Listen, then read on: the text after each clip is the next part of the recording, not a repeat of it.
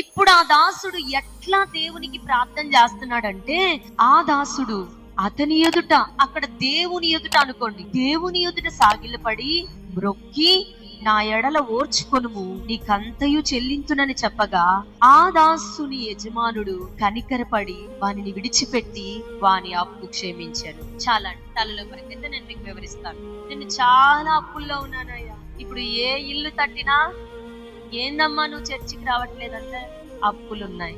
ఏంటమ్మా నువ్వు మందిరానికి రావట్లేదంటే మనకేం కనపడుతుంది? తీర్చుకోవాలొద్దా?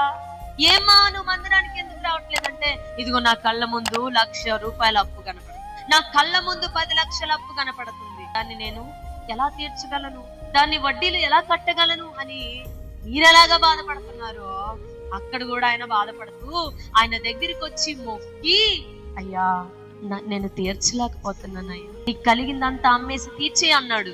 నీకు కలిగిందంతా అమ్ము, ఇల్లు వాకిలి పొలాలు ఏమన్నా అమ్మేసేయి, అన్ని అమ్మేసి నా అప్పు తీర్చి అంటే, లేదు లేదు ప్రభా, నేను తీర్చలేనయ్యా, నన్ను క్షమించయ్యా, నేను కట్టలేను ప్రభా, నన్ను ఆశీర్వదించయ్యా, నాకు సహాయము చేయి ప్రభా అని ఆయన కాళ్ళు పట్టుకుంటే, అప్పుడు ఆయన అన్నాడు, అంతటిని క్షమిస్తున్నాను. గట్టిగా చప్పట్లు కొట్టి దేవుణ్ణి మహిమపరిచారు.